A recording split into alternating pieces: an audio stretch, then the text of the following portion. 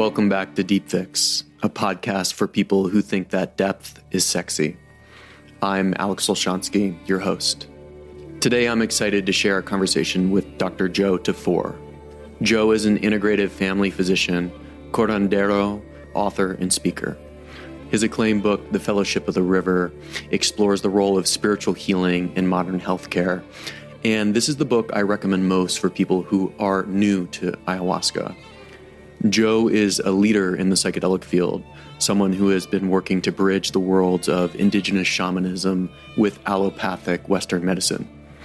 And his work was quite informative for me early on my path and ultimately helped motivate me to work in the psychedelic space. So I'm sure you can hear me fanboying at times.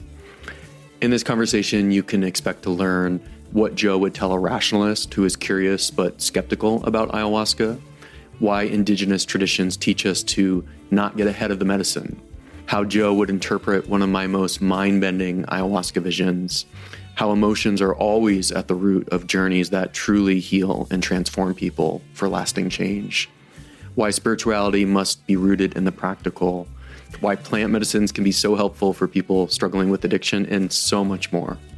But before I get into the conversation, I'd like to mention a couple ways you can support my work and help contribute to the production costs of this podcast. The first and single best way to support the podcast is by subscribing on Substack for just $6 a month. There you will get new episode drops, my literary essays, and other cool updates. You can also visit my website at deepfix.co and learn about how I work with individuals and groups. And as especially relevant to this conversation, I hope you'll check out Natura Care Programs, the addiction and psychedelic nonprofit that I co-founded, which works with ayahuasca as our sacrament. Finally, sharing the podcast with friends, giving 5 stars on Apple or Spotify, commenting, giving me any types of feedback. These all make a real difference for a guy who does what I do. There are a million places where you can spend your time today, a few of which are even worthwhile.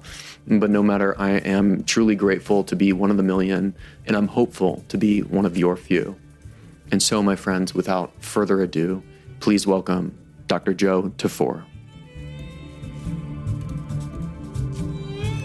Dr. Joe Tafur, welcome to Deep Fix. Thank you. Good to be here. Nice to be on Deep Fix.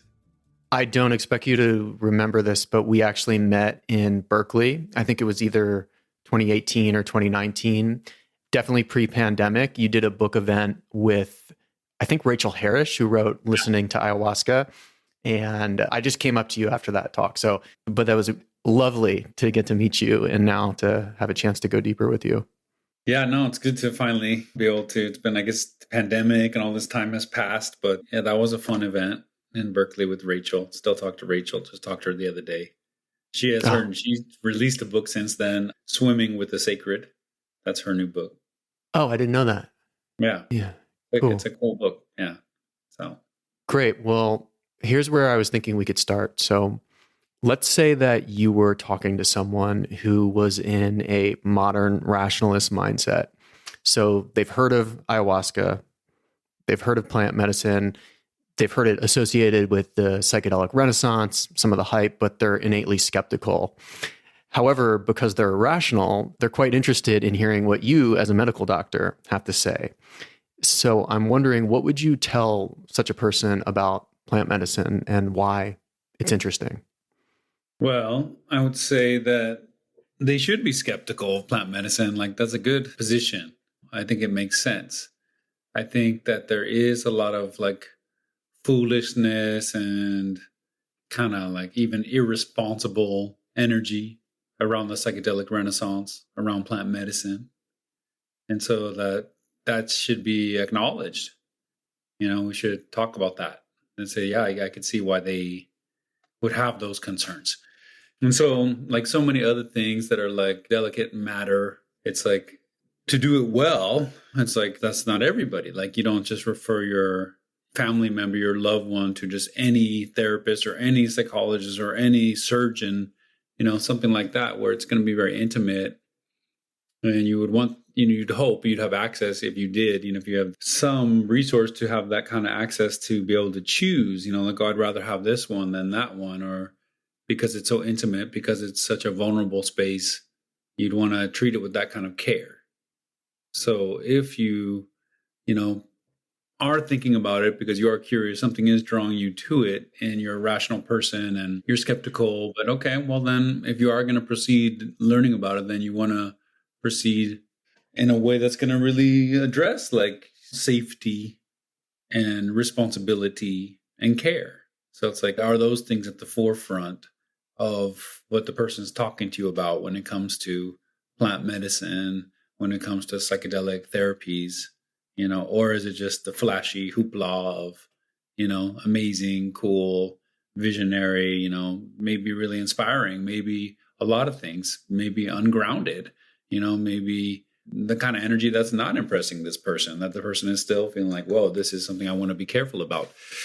You know, you got to address the history of like, you know, the recklessness that, you know, was behind the first wave of psychedelic medicine, where there was so much research and so much support. And then there were political forces, you know, that were working against that wave. But there was also a lot of reckless behavior that made it a little easier for people to take shots at, you know, who's promoting the movement. So, you know, that there has to be accountability involved. And so like before, we see this kind of new wave with the research, and where there's more, like you said, it's out there more. This kind of person might hear about it and be more curious about it. But it's like, okay, now the difference is it's not just underground. So in the underground, there's not that much accountability. You know, you can have a lot of people that hang out in the underground. Maybe, you know, I'm not saying there's nothing's wrong with the underground. It's fine, the underground. But there are some players that would want to remain there because they don't have to be accountable. And accountability and integrity end up becoming a really big deal, you know, when you're dealing with, again, this sensitive, delicate matter of, you know, this intimate world of people, you know, their emotional and psychological and spiritual well-being. So those, you know, I don't know, I would start with all that. Let's just let them know that maybe that we have something in common, you know, over some of their concerns.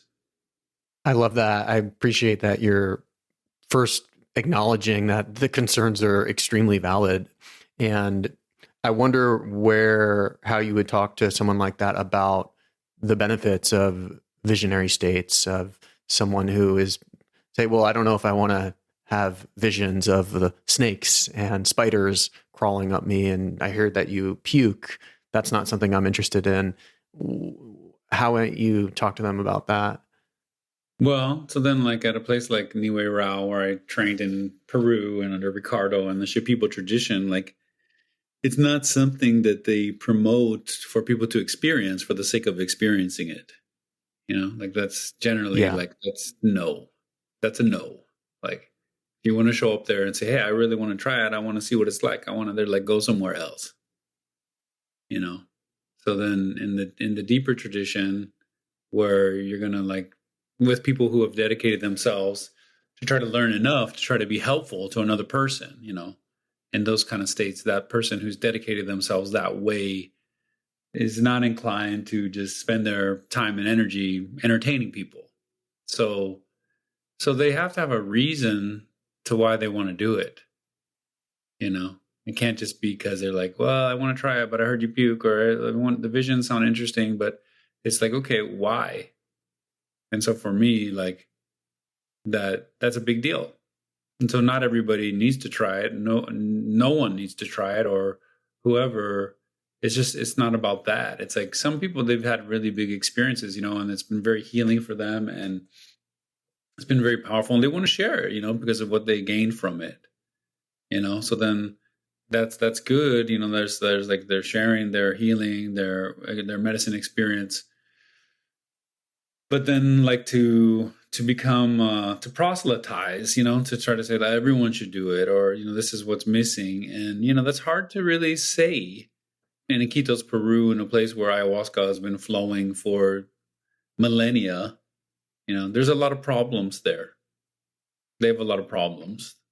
And so it's not enough that the medicine is available to people for things to improve in the community or the society. It's not what you do, it's how you do it, you know? And so then the question is, why would this person want to do it? So then I would never be in the position of trying to convince someone to do it. Like I would not. Like I'm not that person. Yeah. Yeah. There's a real shadow side to the current psychedelic renaissance. And you mentioned people who are just really hardcore advocates without mentioning any of the sort of practical realities that you just really eloquently and practically addressed. And yeah, I wonder, that actually leads me to ask, what do you make of the current state of things in this second wave of psychedelic renaissance? You're someone who spends a good amount of time working on bridging traditional medicine with spirituality and indigenous ways of knowing. And so I'm curious, how you're seeing things currently. I think overall, I would say there's a lot of positive things happening. I would say that it's much better than how it was. I don't expect it to be perfect, like how it's rolling out.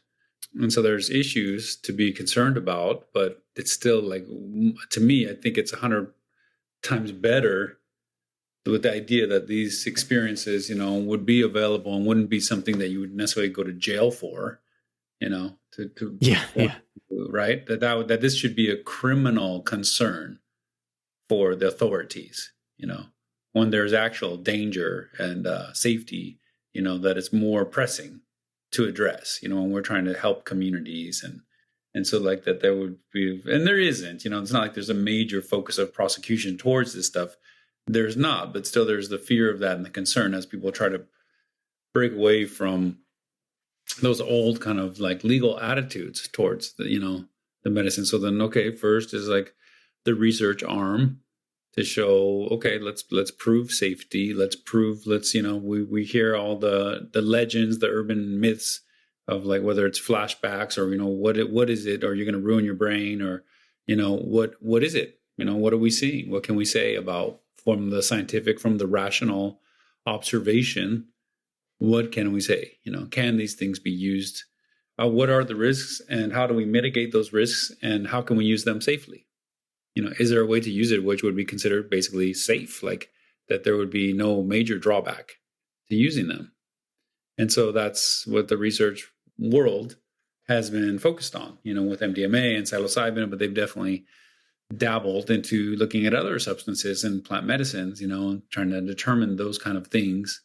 So that's one area that it's helped. And so then people are worried that, the research, that it's also the kind of the capitalist kind of arm, right? Like that's drug development, that's drug sales, that's all that stuff. But it's also, been the one that's turned the legal conversation, no question that without those people and their efforts, we would not be in this situation talking about psychedelics the way we are. It's because of the research that has been done by MAPS and all the other organizations that the conversation has shifted. It's a big, huge factor. And while that's been changing and the culture has been evolving in general, then you have the community stuff, the decriminalization, movement, and those movements of just trying to find ways to allow community members to, work with these in some kind of a safe way, and some kind of a, the ask from the community is like a more transparent way. How does that happen? How does that look? And so that's developing. And then, on the other arm is the religious freedom, direction, which, I'm a part of, and the recognition of, at least within the indigenous traditions, that this is a spiritual practice, like ayahuasca ceremony, the Shipibo tradition is a spiritual practice. Like it is treated as a sacred medicine, and the ceremony is considered sacred, and to participate is to be part of a spiritual event. Like there's no question that that's what it is.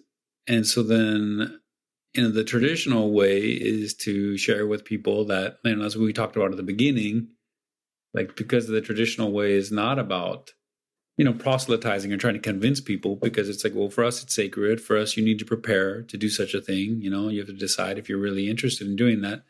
And so that's a process, and then, the indigenous kind of background on the spiritual perspective on this, that's growing as well, that I think is like, could be potentially a major form of guidance.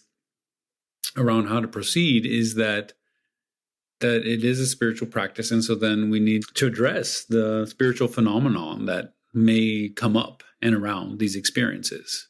That these experiences do open up things to people in a way that, without any kind of framework to address, the expanded states of consciousness and what they might encounter there, could be very difficult to integrate that kind of stuff and to do with no experience. Like you don't have anyone there that is experienced, you're unguided.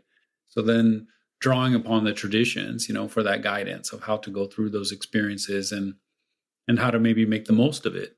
And so the traditions teach, this is it's a spiritual practice, but also it's a form of spiritual healing that it can help you figure out, what you need to work through, what might be blocking you in your path, how can you find your way to being more aligned, with yourself and with life, and what are the things the issues that are, maybe working against you, and, how might you go about working through those things? And so then it wraps back around to the therapeutic world again, that there's, this thing about, so there is, there's room for the recreational and the optimization, and people are just trying to improve their functioning. But the tradition would teach that, you don't get ahead of the medicine. That's what the tradition teaches. Mm-hmm. So, say more about that. So that's spiritual practice in general. And so like I'm writing like a new book, and the new book is about, and I'll get back to what we were just saying, but is about how the psychedelic renaissance is basically like drawing attention to spirituality. People are like, well, there's this other dimension, there's this other element of things that maybe our society has not really been paying attention to, or has been distracted from, or not focused on, or maybe we're very rational, or whatever that means to somebody, and so they don't like to think about that side of life, but then they find themselves ill, with their mental health or whatever it is, and they are looking for answers and they're looking for help. And then they end up in this new world of whether they go to psychedelic psychotherapy or they go to a plant medicine ceremony. And all of a sudden, this intervention that would involve opening them up to potential like spiritual dimensions of their existence, that would be part of maybe even a necessary element to their like healing and progress. And so then along those lines so don't get ahead of the medicine. So that means like with the spiritual practice, with the ceremony, traditional ceremony, they call like peyote in the Native American culture here, and in ayahuasca and Shipibo culture and other places, they call medicine, that it's medicine, meaning spiritual medicine, holistic medicine. And so then you start to see this bridge work between medicine, between health and spirituality, which in in those cultures basically mean the same thing. And the spiritual path would be kind of like akin to what some rational people would consider like their personal growth path. And so their personal growth path. So then you tell them, hey, I just heard if you do the latest optimized routine, if we all eat this and we all go to sleep at this time, and then then you wake me up here, and then make sure you do this many burpees, and then meditate for 2 hours. Cold bath immediately afterwards. And what I'm just saying, just like these different like practices that everyone is saying, and then and they said, okay, that's a good one. Like that's the right one. That's the one you got to do. That's the one everybody's got to do. Like I did it, boom, I have everything I want. And then you try it, and then it makes you sick. Not just temporarily, but you realize, oh, you're kind of going downhill. Maybe you're more depressed. Maybe some other health things are breaking down for you. So then that's going to be the assessment of like, if is this in alignment? Is this in integrity for you? It may be for somebody else it works, but for you personally, is it starting to break you down? So then we say, don't get ahead of the medicine. So you find yourself on some path that's not healthy for you, And we can tell that's not healthy for you because over time, we're not just saying, oh, you're sore the next day. I'm saying in 2 or 3 months, you're doing more poorly than you were when you started. Your mental health is not what it was. Your emotional health is not what it was, or it's getting worse. Your physical and your spiritual health.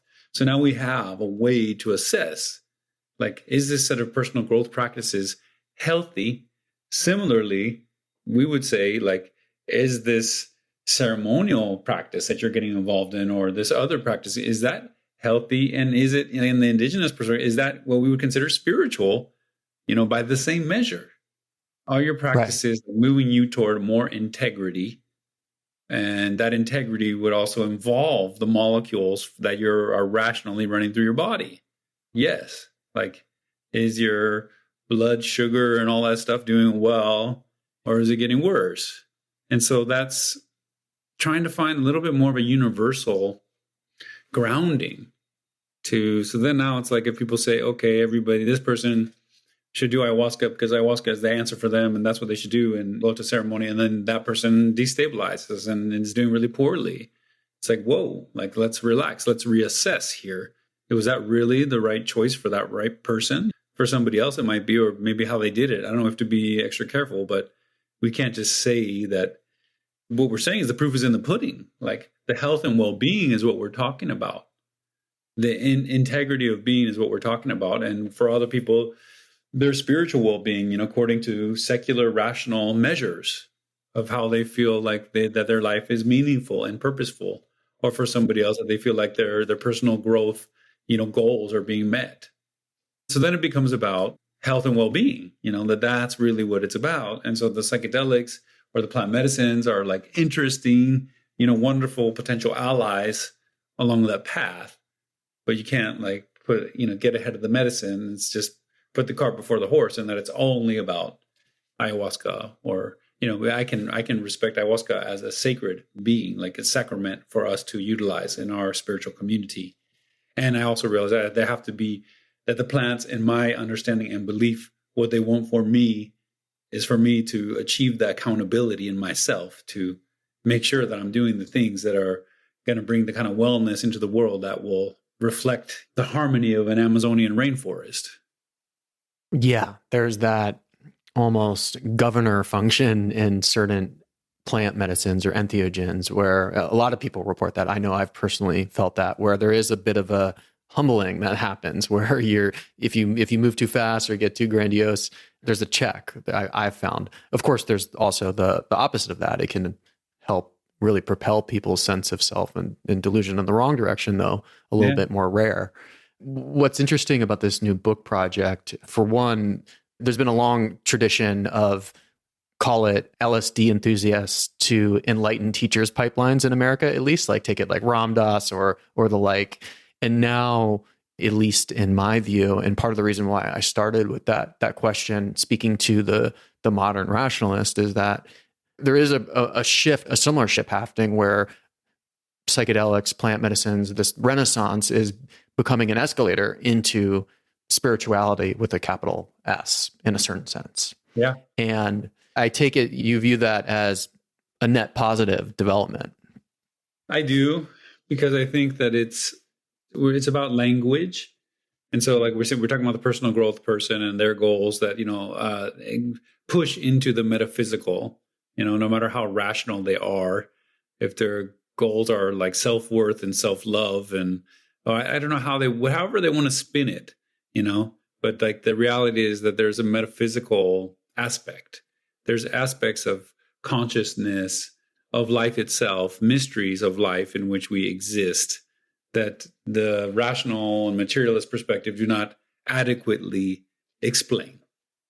And so then there's a faith that is put forth by, I would say, the rationalists and materialists as like, well, we're going to figure it out. And so then that's, to me, is the same faith as everybody else that's living on faith. I do not wish that. So you are a person of faith. Yeah. The materialist is a person of faith. They're telling me, when I die and I see the light, it's just the computer is just, and that's like, and I'm supposed to believe it because they told me. just like all the other person told me that this is who Jesus is and this is what Jesus did. And so it's like, okay, you can believe it. But I mean, in other words, these are questions of faith. Do you believe what that person said? Because the evidence could be argued. And so that's the materialist and the rationalist is full of that in their life, like everybody else. But they deny it. Not everybody, but there's some edge around that in many circumstances where there's a real denial. I don't know, maybe not all the time, but in part of that I encounter is related. Some of it's related to religious trauma, that people don't want to bring up, religion or spirituality because those words are traumatic for them. Interesting. For their personal experience. And I respect that. I respect I have compassion for that. But it still doesn't get us away from these existential questions of life that it's like, I don't know, what are the right words that you're supposed to frame it in that it doesn't somehow elicit this triggering. But the reason why I bring it all up is because if the world is just purely materialistic and we're just going to figure it out and it's just a big machine and all that, and then it's like, well, then we lose meaning. It's meaningless, I guess, at some level. That's one of the trajectories of some of that thinking. So then the problem is that when people lose their sense of meaning and they lose their sense of connectedness, when they lose their sense of purpose, their biology doesn't work as well. That's a rational observation. Right. Now we're coming full circle. And this is where I would love to continue pulling on this thread, because it's interesting that if you follow the material science down to quantum physics, it gets pretty spooky, of course, in multiple levels. And then one of the things that I just so loved about Fellowship of the River, your book, was, I think the subtitle was a medical doctor's exploration of this, right? You were helping explain, what's actually happening in ceremony. How do Icaros or the medicine songs, how does that work? And how does it work on an emotional level, and offering some of your intuitions on how that is made possible. And so, I think that was one of the things that I'm really struck with. I've heard you talk a lot about the role of emotions and emotional work in plant medicine and ayahuasca. And I'm curious to hear a little bit more about that. Like the Fellowship of the River was, so it's like following cases, right? So again, we're trying to be rational. We're trying to be honest about life. It's like, did the person get better? Did they not get better? So again, we can have a very focused rationalist perspective saying, this is how it works. It works like this. But then you realize that model is not helping this person. And they're stuck in a mental framework that is not serving them, their physicality, once again. Whether it's the quantum physics, surging through their molecules, whatever it is, it's not responding to how they're thinking about it. And if we open their mind to notice this way of thinking about it, all of a sudden things change. That's something we observe all over the place. And so trying to study those cases in the book, it was like, okay, let's follow these people through. Let's ask them what they thought was happening. And I'll tell you as a doctor what I heard, what I understand about what their story is or their medical case. And let's ask the shaman, let's ask the healer, let's ask the ayahuasquero, what do they think is happening to that person? And so then there's something happening, right? And there's 3 different perspectives on that happening. And you can be locked into a rigid, well, I only see this part, or I only see this part, or I only see that part. But, the person's molecules in their body are not subject to that judgment. Mm-hmm. Yeah. So that's up to you, if you want to participate in like the full essence of what's happening, or open yourself to that, or stay in your, mental lane about what's happening. But the reason that people end up opening their minds back to the earlier thing that we started with, why would people consider going into plant medicine ceremony to try to work through something, or that they're trying to work through? It's like, well, because they saw somebody did it, and it worked for them. And so they think, oh, wow, they're on to something. Maybe they know about something about how this world works. Maybe it's not just how somebody told me. And so there's some universality that's, at the crux of it all. And so then I said, well, what are these people, the people that got, had these big turnarounds around their well-being? What was the key? What did they experience?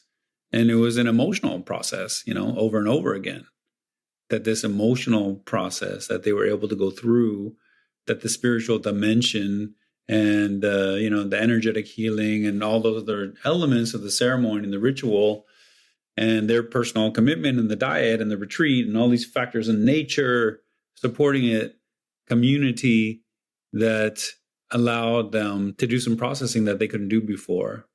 And part of it was opening their mind to new perspectives that they had not been able to open themselves to previously. And then they go through this emotional process. And there's a lot of research around that now about increased emotional processing, or improved emotional processing after psychedelic, psychotherapeutic interventions. And so then another way you could talk about it in a rationalist term, more dryly, is like a more regulated nervous system. Right. The nervous system is not as reactive as it may be in some cases, like maladaptively reactive to past conditioning that is not necessarily serving their present awareness. And so how do you decondition that kind of stuff? That same nervous system dysregulation, one way of describing it, and another way to talk about emotional baggage is another way. If we just want to go through the dimensions of being alive. And so they work through all that. And the spiritual context helps them to work through that. And then they're able to decondition some of that trauma. And now their nervous system is working in a more functional way. When they go home, they're not triggered the same way as they were by the things that were throwing them off. Yeah, this could be a good opportunity for me to share a little bit about one particular experience I had with the Shipibo. And this was years ago. And I went, and I think it could be especially interesting to hear your perspective as a curandero or guide on the more spiritual lens, because I do appreciate the three different buckets that you broke out. And so without doing a full trip report, I'll try to be brief because sometimes those are not always interesting to listen to. But I was in ceremony, I think, after doing a dieta the second night, and the only way I could describe this massive slug slithered over to me. It was almost as large as a submarine. And as it went by, it shook its tail under my stomach. I thought it was already gone, and it just shook its tail like a rattle, like tss. And I was like, oh, that was strange. Didn't think anything of it. It was cool. There was this giant reptilian sentient slug being that came my way. Then about 15 minutes later, I had intense pain in my stomach, like almost emergency level pain, like, oh my God, something's wrong. And then, much to my shock and disbelief, the next thing I know, there was this light pulling something out of my stomach. And it was very intense. It was scary. I wasn't necessarily just thrilled at the time. And what I saw was they were pulling some sort of alien baby. And I say they because I kind of was freaking out over there. And then at first my first instinct was a lot of fear, like, oh, I don't want them to take this thing from me. Is someone just taking something from me? Right. And then I saw that it was pulled away up into something that I can only describe as a spaceship. And after that, I realized that I had just been helped. Something had just been taken from me that I didn't need. Pretty baffling experience, though, to say the least. And talking about like an experience that will just totally unravel any sort of sense of rationalism, or a sense that like I have any idea what's going on in this in this life. Right. That I'm curious to hear what maybe a couple layers of interpretation that you might have to an event like that. Well, I mean, my first reaction is like that, and this is one of the ideas of that there is plenty of life that it's not so easy to wrap your head around. So we could kind of be overly rational, overly materialistic, and say, okay, well, we're only going to talk about that which our mind can grasp fully. But then that's a denial, right? Because there's a lot of things that we experience that we can't. We know that it goes beyond our comprehension of our mind. Like this is something that we're aware of, that there are kind of limits to the processing that don't fully compute, make sense of what we have the capacity to experience, while we're alive. So that's the first thing, in other words, so there's a mystery. There's a mystery in which we exist and participate in. So there are things that we may not ever fully be able to explain. And so to be able to just be very literal and say, oh, this is this and this is that and this is that. And, the aliens came to get their baby and, they're using you to grow it to this size. And now they're taking it, I don't, like all different storylines that you can. I hadn't even considered that. Yeah, that's one of them. That's one of them. So it's so hard to know in the visionary state. It's like, so then there's space for like dreams, where it's not always literal. It doesn't have to be so literal. So, or it may not be literal. It may just be, it's so hard to say. It's so, beyond the confines of our normal kind of thinking. So it's like, yeah, some thing came by and, stirred something up. You felt like this energy got stirred up in your stomach and you felt all this pain. And then it was something that you felt like needed to be released. And at the end of it, very difficult process. But then at the end, you felt relieved that it was a help and an assistance. So how do you can think about it any which way, but how do you assess whether or not that was a positive thing for you? And so it's like, so then it's this relief. It's like in your heart, in your being, your mind can't quite discern. You're trying to decide, but in your integrated being, in the wholeness of yourself, in your heart of hearts, you're like, that felt like they helped me. So then we're back to the other measures that I brought up before. It's like, okay, well, how do we know? It's like, well, mentally, were you better off? Emotionally, were you better off? Physically, were you better off? Spiritually, were you better off? Like that would be the way for us to say, was that good for you or not? What it was, what actually happened is, I think open to interpretation. There may be somebody out there that really could dial it in and just tell you, oh yeah, this means that, I don't necessarily have that answer for you personally. And I'm more interested in like, how did it leave you?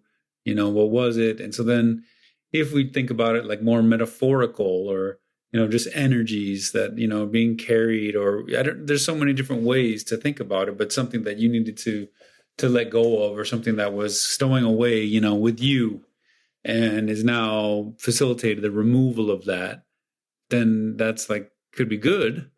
So I guess it has to be in a larger context, of like, how did you do after that? How's it been since then? What have you thought about since then or related to that? Did anything come up for you around that? I don't know. There's intimate stuff, when you're talking about birth and babies and all that stuff, there's all kinds of stuff there too that you could get into and explore, but it's more private, those kind of things. Yeah, I appreciate that. And I will say that those measures, right, all did improve after such experience. And so it makes me curious about a term I've heard you use when talking about your new book. So what are faculties of the soul? Faculties of the soul were, in my old book, I put throughout that term as a, but we started out talking about, and I threw out this thing about metaphysical, and I was just saying how, self-love is like, it's a metaphysical term. Like it extends into the spiritual traditions as far as what do they see such an act, like a faculty, something that you can do, like your faculties, like I'm able to do this, I'm able to do that. Like that's something you have the capacity to do, to love yourself. And that self-love has metaphysical properties. Like it's not just, and it could be just totally internal to your being and all that, but it ripples out into your life.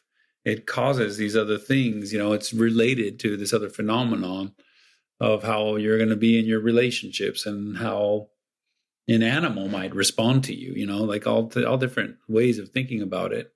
Similarly, that, compassion, is like an energetic phenomenon that in opening compassion to yourself and to others, like you all of a sudden gain access to like an energetic dimension of knowing information. If you're more compassionate with somebody, you have a chance of like getting a better sense of things from them than you would if you treat them like nothing, like if you have somebody that I'm compassionate with this person and they're compassionate with me, and then we're looking out for each other, and now all of a sudden I have two humans and all their faculties to help me kind of see if I'm safe, what's going on here, or what ideas, or what should we do next.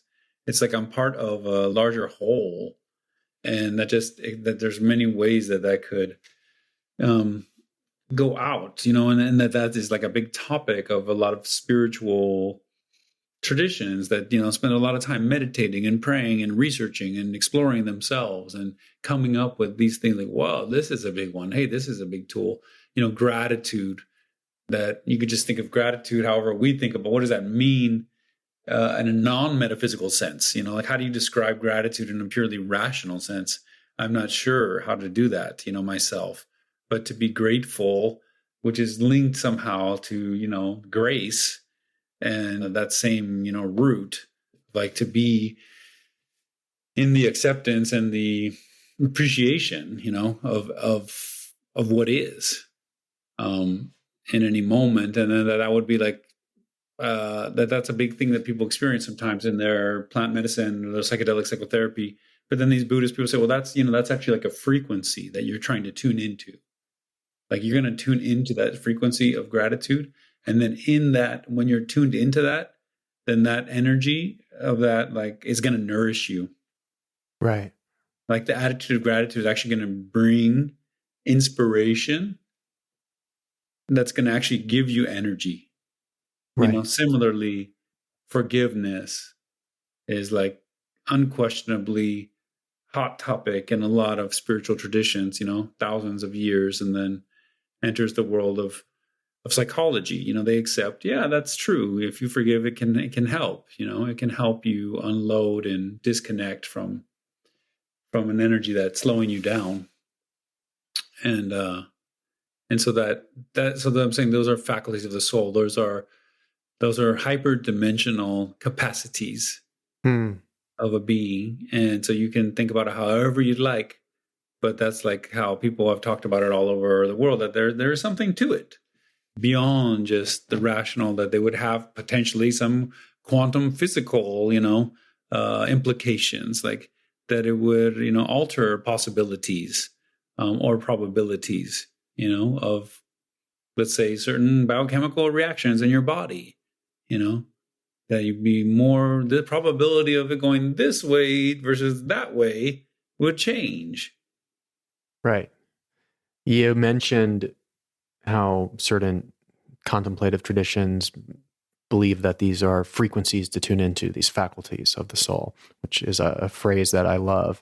I'm a pretty avid meditator, and one of the views is just to your very point, whether it's bliss or pleasure or gratitude or loving kindness, like these are realms, almost like dimensions that exist, and you don't need to like forcibly will them in your being. You actually just need to notice they're already there. Just tune, like almost like you're turning the knob on an aperture just to turn to the right channel, and you can pick it up. In a lot of ways, that feels very synonymous with how ayahuasca shamanism works in a certain sense, where you're getting access to all these wild, subtle realms, these very visionary realms, something that I think if you're taking a more, integral Ken Wilber theory approach, he would describe them as access to the subtle realm, and then what areas that are beyond that. These are places that exist in a certain sense, and you can simply just notice that and gain that access. The other thing that I'm really struck by is you mentioned forgiveness being so key to many spiritual traditions, many indigenous traditions. And I find that that's so true. And it's interesting when I think about the hype of buzzwords today, gratitude and self-love, self-care, you don't really hear about forgiveness as much as you think that we probably should, especially if we zoom out and look at the broader context in what's happening in our world geopolitically and whatnot. And I find that really interesting. I came up through recovery, and forgiveness is huge in that paradigm. But when I think of maybe a more broader cultural sense, I feel like that's one that doesn't get the airtime that it deserves. So I found it's not like marketable. I think it's very present in people's like if they're like in America, like they're in a Christian tradition or a Catholic tradition or a Judeo-Christian or other religious tradition, probably Muslim. I don't know that much about that, but it's very present, and the people that are involved in those kind of spiritual practices, like forgiveness is so I'm just saying in America, it's very present, but in the world of marketing and media, it is not. And Right. so that's the fine line there is like, are the worlds of, so the culture, on the screen is, as we know, is, heavily, at least around numbers wise and how much, spread of anything, any one idea, that's a very kind of corruptible thing, that you can, the algorithms, and you're just going to, why don't I see forgiveness come up on my, on my feed, and it's like, well, I don't know. I don't think that's a very marketable type of thing. And so the culture, the mass media culture, one of the concerns is that it's just that it's very under the influence of market forces. Right. That's a huge part of what makes the infrastructure of the very internet to exist, satellites and everything that needs to run, and the companies and everybody involved in keeping the thing going, that force is there. And so some of these things, you're not going to learn through the screen. And so that's my point, is that, like, I think forgiveness, although maybe it's not a hot topic on the screen, but I do know that it's present for people who are exploring those paths, maybe not in the mindfulness path or in the in solitary spiritual practice, may not be, but it's around, it's around. And if you go to a therapist, they're going to bring it up too. Yeah. Yeah, totally. It feels so critical. It's maybe not popular, but I think I'm talking about the flashy that we were talking about earlier.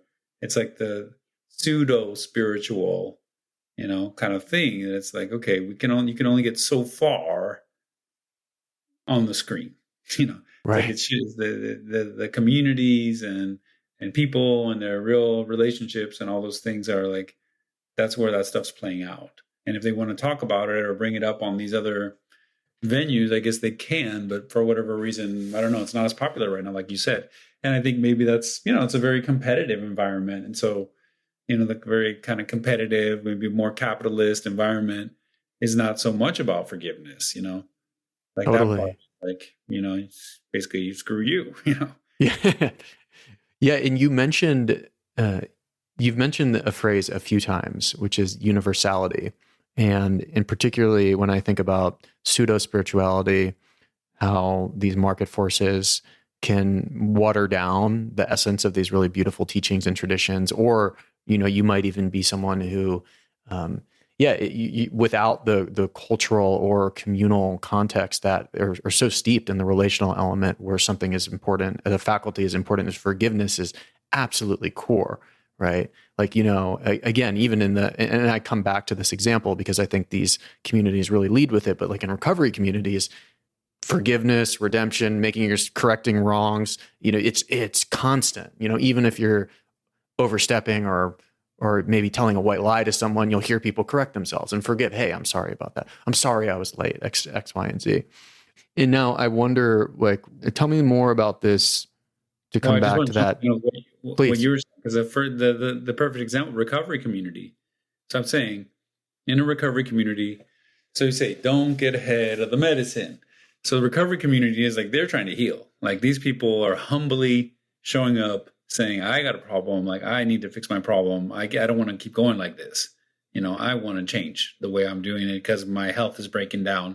My mental health is breaking down. My emotional health, my relationships, my job, my physical health, my spiritual well-being is breaking down. So I need to go to some people that are going to, give it to me straight, like help me get better. Maybe they don't have all the answers, but at least they have a track record and they have an accountability. And they are also, in this case, many of those recovery situations, they're just doing it for the sake of their community. Like, they're not necessarily making money on that. They're just doing it in service, like to make sure that their community is healthier and that their lives are healthier. And they see that that's helping. So that's like, okay. But then the other way, where it's like the well-being kind of like marketing world, which is like, hey, here we are, we're all participating to some degree and all that. But it's just like spinning out into this thing where, like I'm saying, they're not going to deal with forgiveness. They're like, oh yeah, don't worry about the forgiveness. Don't worry about that part. And then it's like, okay, until I guess your alcohol or drug problem gets bad enough that you will, Yeah. Yeah. And so they're saying it doesn't matter, or it's not, we don't need to, or I don't know, their attention is just elsewhere. And my point is you don't get ahead of the medicine. So if it actually gets to a point where it's like, whoa, we need to actually really engage the mechanisms of healing and wellness right now, not just what's marketable and can sell, but like to get this person out of the gutter or wherever they are, it's like, okay, then they're going to go back to those things. So my point is like the rubber hits the road somewhere, and then the marketing sphere will stray, this way and that way, back to what we were saying. Like somebody, they do well. I'm doing great. So like, okay, I'm going to make an 8-week program. Everybody sign up for my 8-week program, and now I have a career and a job, and I don't have to work anymore, and I get to do this for a living. And it might work, but if it starts to not work for people and they're not getting what they need and their health is breaking down, then we say, well, they have to reevaluate. That's another idea that's pretty core to recovery, at least the kind that I subscribe to, is that your spirituality should be practical. Of course. Always. And I think that's so back to that universal piece. Like that's what we need. So then one of the arguments, and that not just me, but many people, but I'm trying to like infuse a little bit in the new book is, so if psychedelics is drawing our attention to spirituality and saying that, hey, these other dimensions, whether we call them the subtle realms or, alien supernatural spaceships, other dimensions, or just a space of gratitude or, all these ways that our consciousness can like expand into. If we're getting, so okay, it's making us notice that more, that's here with us. This part that our mind may not be able to totally wrap our head around, but it exists. Like, why? Who cares? Why should we care? Why should anyone care? And we're saying, well, it should have practical value. It can't just be because you get to do what the person told you to do, and now you're going to be part of their cult and, help them do whatever it is they want to do. Right. It's like it has to be practically useful for you. So back to this thing about your health and your well-being, and there's another stage of that, which is another reason that it's coming into the fold, perhaps, is, the ecosystem, like our sustainability as a, species. It's like we have to consider the larger ecosystem that we're a part of and the breakdown around that is, getting, who knows what the answer is. I'm not saying we have the answer. I'm suggesting that we won't find the answer until we like also address the spiritual dimension of our relationship with ourselves and with nature. And so there's another reason of practical value. Why practical? Why rational? Well, because the other communities that we've observed, societies that were in some kind of sustainable relationship with nature, they observed that many of them had a spiritual relationship with nature. They acknowledged that dimension of things. As far as a community that does not acknowledge the spiritual dimension of nature and is in like a sustainable relationship with their ecosystem, I don't know. I'm not aware of that, Right, we don't have many examples of that. We don't have many examples. Yeah. So then after a while, it's like, am I just going to go on faith because you told me so again? Right. Or am I going to be a little more honest about, well, I don't know, man. I've been waiting around for a while to see if that's going to pop up, and I'm not seeing it pop up. Right. Right. So we're headed like, in the opposite direction. In that sense of, for me at least, the ecodelic insight, at least, like, and I think in particular why, I'm certainly biased, but for people when they come to do something like ayahuasca that involves a preparatory diet, like actually consciously changing your behaviors and your intentions before you even do the thing. Like for a lot of Westerners, myself included, that's kind of like, that was like a big, whoa, hold on. Like this is something else, right? I mean, there's kind of like a couple of choices today. People feel like when it comes to change, it's like, I can either go off to the monastery, I can go join a new age cult, I can maybe do Vipassana for 10 days. but like, oh no, wait, actually I can just like live my life, radically reduce the intoxicants and the sugars and the gnarly Netflix horror thrillers and come to do this thing. And it can drastically, and eat vegetarian, maybe be conscious about that for many reasons. Like for me, and then getting exposure to those indigenous communities, like that was a real wake up call. Like where you begin to see that, oh, it's like there is a sense of interconnection in a way that that's practical, not just intellectually a good sounding idea. Yes. It's less consumptive. You know what I mean? Like when you go to those settings, you're like, oh, wow, they're not just like thinking, I need to devour the earth every moment of the day for whatever my little needs are. They're just like living with what a little more simply, but it's like, what is that? Is that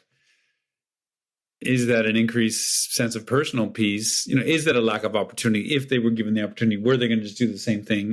I don't, you could argue that, but there's also the satisfaction of not, being so hungry to constantly be, in an overly rational world, in an overly materialistic world, that perhaps, you would not address what we were talking about a little earlier, any kind of emotional disturbance that may be pushing you into an addictive behavior, self-destructive behavior.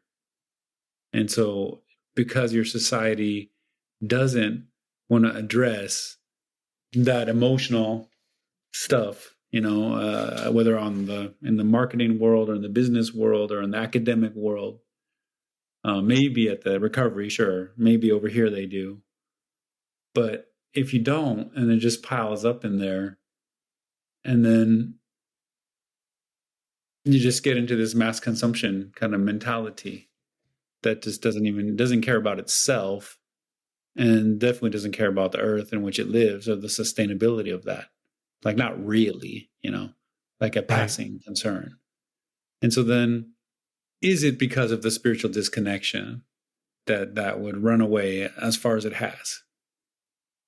I certainly think so. And in my experience, and I'd be remiss, and maybe I know we're working towards winding the conversation down, but I'd be remiss to not talk to you in specifically a bit about addiction and this work, because it seems, as you just really eloquently described, the individual addiction is a reflection of our collective addictions, of the mass consumption of any sort of consumer goods, of the way that we treat animals, the way that we treat each other, the sense that there's no such thing as less is better. It's always more everything, unrenewable materials economy. And then that sense of just deep disconnection, and that sort of what has been, I think, rather controversially described as the God-shaped hole, in the core of a modern Westerner's being.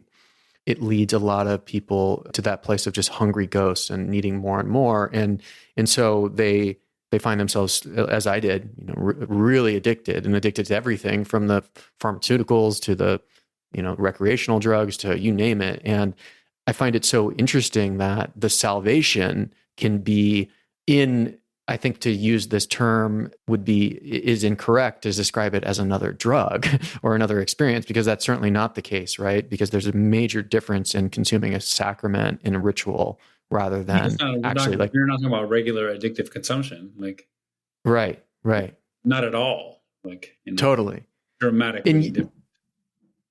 Yeah, and I guess though this thing though that and this is changing so fast, but I mean, even when I started doing this work, there was a lot more stigma. There was a lot in the recovery community. Like it wasn't as accepted. And that now seems to be really flipping on its head. And so, yeah, I would love to hear just a little bit of your thoughts on, how plant medicine or ayahuasca in particular can be so useful uniquely to helping people overcome addiction. So of course, I've encountered it in our work in Peru, for example, that, there's people in the sober community who are really concerned about being sober and staying away from mind-altering substance. And so, they scoff at, the idea of getting involved with psychedelics or sacred plant medicines. And so that even is the case around, MDMA assisted therapy or ketamine assisted therapy. Here in Phoenix, I've been involved with ketamine assisted therapy. And there's sober communities that is a substance that people do get addicted to, that there are concerns around that. But the proper management or, where people don't, like for the example of the MDMA assisted psychotherapy trial that is getting all the buzz, that has been the point of the spear to shift the conversation nationally, I would say, around these things coming back into our culture in an open and legal way, or some potential legal way. That's 3 times they're doing MDMA in 12 weeks, and that's it. Right. And then they're following them up a year later, 2 years later, or longer. Some of them may go on to do more sessions and get more healing and treatment, but the intervention was that. The psilocybin intervention studies, they're trying to reduce it all the time. Like, they're not trying to get people onto regular use, of these things. I'm just saying, around recovery, around addiction, versus people being put onto, let's say, like antidepressants or anxiolytics or, any number of psychiatric medications, which many of those people probably have been on or are on or are being, guided into. It's like, okay, so they're okay with that. You could take it every day for the rest of your life, but don't take it once, So I think there's some blind spots around it. When it comes to plant medicine, for us, that it's a spiritual practice for us and for our community, where people would use it with some regularity for that, but it's not any kind of like serious regularity or any kind of regularity that's causing any disturbance in their mental, emotional, physical, or spiritual health and well-being. So there are those people that have a beer every now and then and are doing great. Should we prohibit alcohol and, get it out of the country and, because of that? And so it's like, no, the decision has been made. No, that's not the answer. Some people apparently can consume alcohol in what people would consider a healthy way. This other person, there's actually criteria, to determine from a medical perspective when it becomes substance abuse or substance dependence or a problem. And it involves, of course, like their health and well-being, their relationships, their ability to deal with their family, with the law, with their job. Totally. And I think that that's one of the major inconsistencies and part of the message that I try to share, right, with them. If you're quote unquote sober, but watching porn every night, smoking a pack of cigarettes, slamming energy drinks, vaping, who knows what other sort of pharmaceuticals, like, is that such a good life? Is that the thing that we're aiming for here? Right. And I think that there is a big reframing happening, and we don't need to get into the weeds on this, but the truth is somewhere between, I think, what people mock as California sober, which is maybe doing something like psychedelics and yet not doing any of the really harmful things, and somewhere where someone is, like you mentioned, doing psilocybin assisted therapy or MDMA in a really psychotherapeutic setting that's quite responsible and judicious, or someone like me who will do this as a time for prayer and celebration and reflection and working on myself as well. Right. And so I think they're going back to your, multiple lenses and multiple ways to look at this. Right. And I think that, are they spinning their wheels, or are they making real progress? And is that real progress just because they're saying, or is it just a self-congratulatory little bubble? Everyone's like, oh yeah, hey, wow, we're awesome. You're awesome. You're awesome. I just smoked DMT. You're awesome. Like, is that what's going on? Or are they like saying, wow, these people are really like, helping their families, they're helping the community, they're helping the environment, the ecosystem, they're helping themselves, they're in service for others. It's like, there's ways for us to examine these things, and that's the point, is that those things that's the reality, that's the truth, that's what's going on. The other thing of just telling everybody, hey, I did this, I did that, look at me, I tried this, I tried that. It's like, okay, like you said, if they're just replacing one thing for another, but they're not getting healthier, better, more well, their relationships aren't improving. There are all these other measures that you could look at to see like, how's the person doing?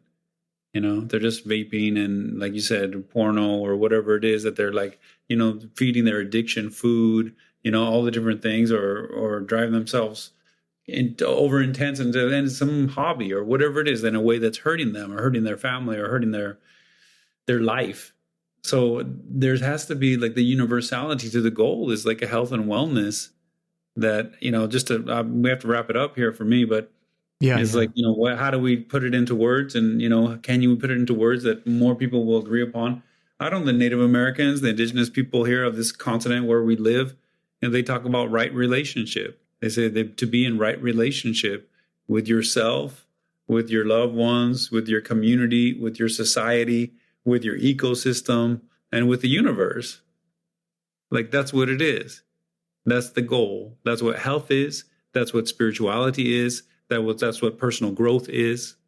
And so then that's what we're assessing, And so if working with plant medicines and sacred ceremony is helping you along that path, then we say, hey, that's good, that's good. You're in right relationship. It's helping you. If we see you just spinning your wheels and then some areas breaking down somewhere in that network around your practices, we say, oh, maybe, we should take another look at this. Yeah. So there's like some kind of core, and that core, back to the rational perspective, should reflect and align with and be able to interface with our material understanding of the world. It's not separate from that. It's in alignment with that. It's real, it's reflected in that. What we talked about briefly, like, okay, if your consciousness is more in this direction and the probability of the certain biochemical things happening inside you is going that way. Like, that's something that we can measure and talk about. It's not nothing. Joe, I feel like that's a really good place to end around your rallying call for really practical spirituality and growth from these ancient and tools as they fuse with the modern. So when can we expect your new book? And where can people find you? Yeah, people can find me. We have drjoetafur.com, also our nonprofit, modernspirit.org. We've got a workshop. We've been doing these new modules, these workshops coming up. Check it out on the website through modernspirit.org. Other things that we offer there. And the book, I'm in the middle of writing it. I'm hoping I'm in this race to finish it and hopefully soon, because I want it to be part of what's going on right now. And at least from my participation.